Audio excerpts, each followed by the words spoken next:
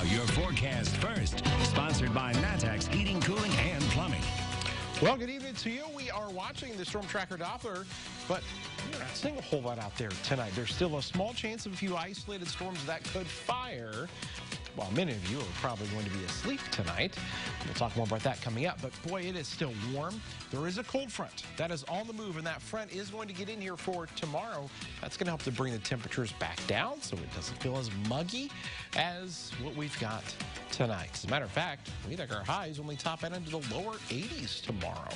When we come back, more about that small thunderstorm chance and how long the cooler temperatures will stick around. WCIA 3 News starts right now. Now from WCIA 3 News. 2 jail inmates died this week, but coroners are still trying to figure out how.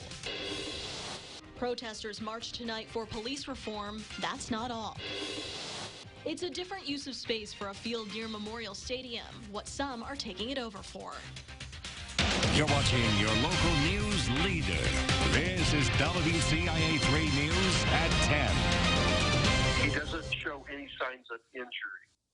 The cause of death for an Iroquois County jail inmate remains a mystery days after he died. That's just one of 2 inmate deaths that happened there this week. Good evening, I'm Jessica Coons. 24-year-old Andre Maiden and 47-year-old Jason Fancher were found unresponsive less than a day apart. A few days later, and officials have yet to discover how they died. WCIA 3's Jennifer Jensen has more. Very limited details have been released in the days following the deaths of Iroquois County Jail inmates Jason Fancher and Andre Maiden.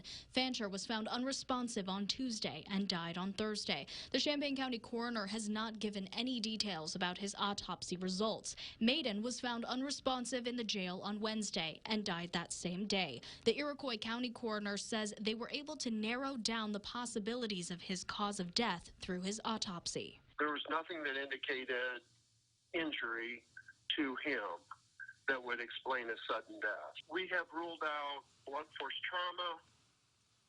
We have ruled out strangulation. Coroner Bill Cheatham would not say if they believe Maiden's death was intentional or unintentional. He also wouldn't say if they believe anything is suspicious about that death. Right now, they're waiting on the results of the toxicology reports to get more information. They draw blood and they run the blood work for drugs.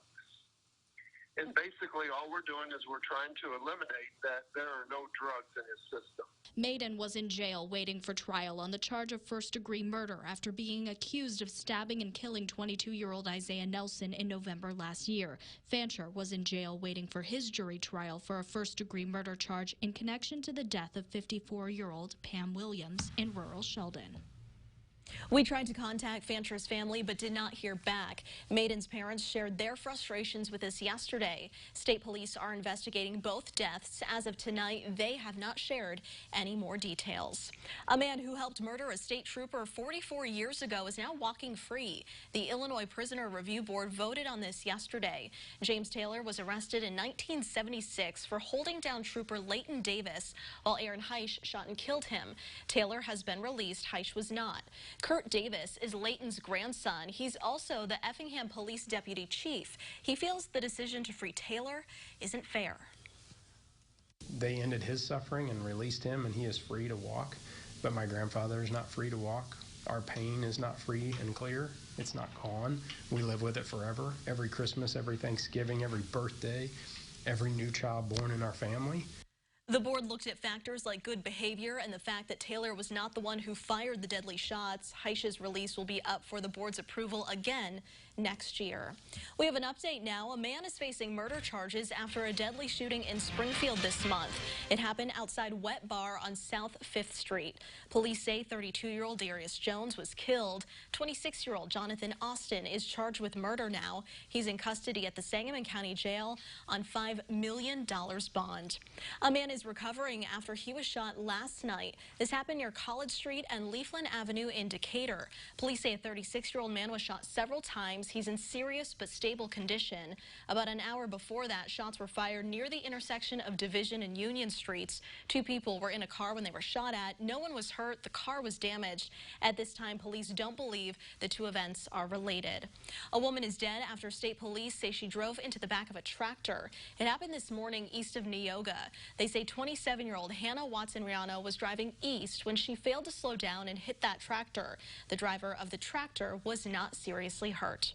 Protesters gathered outside the Champaign Police Department tonight, then walked to U of I's campus to continue a quest for change. The Champaign County Anti-Racist Coalition organized this protest. They ended up at Alma Mater, where they draped Alma with signs that had their demands. This group is fighting for police reform. Tonight, they also wanted to bring awareness to domestic violence. One of the organizers says they chose to start at the police station because they want to see more of the resources police get go to social services.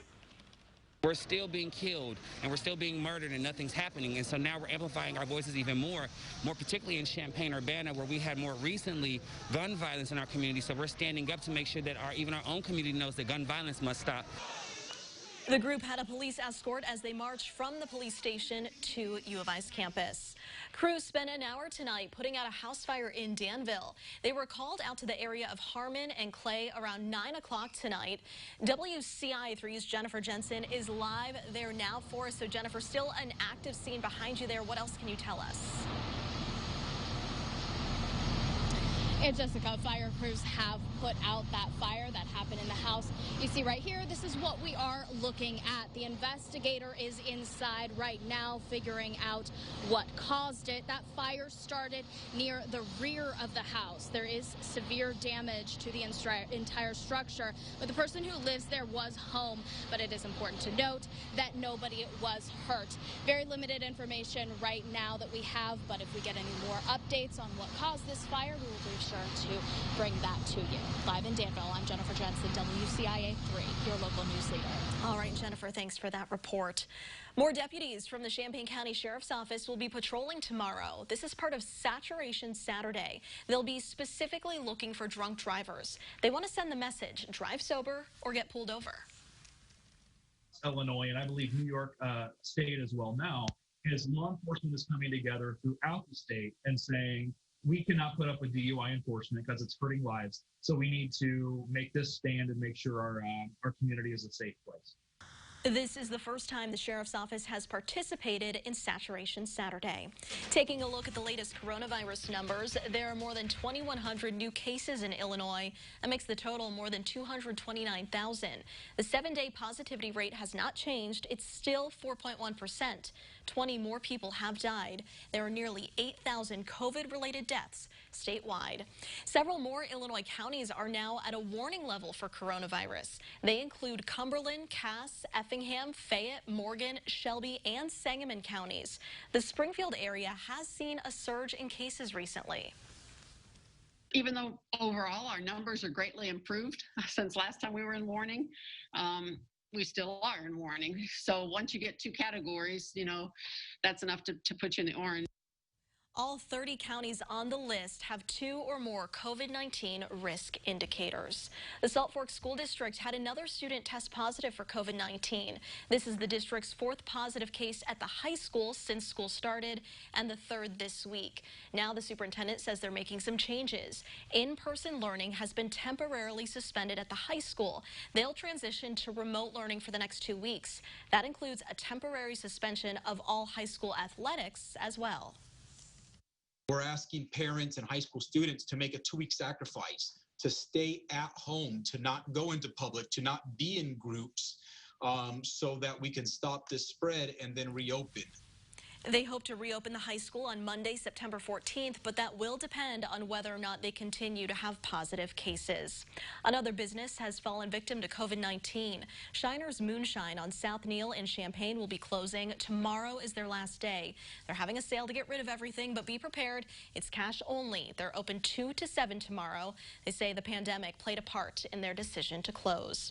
Former Illinois Governor Bruce Rauner has a new polling place in Florida.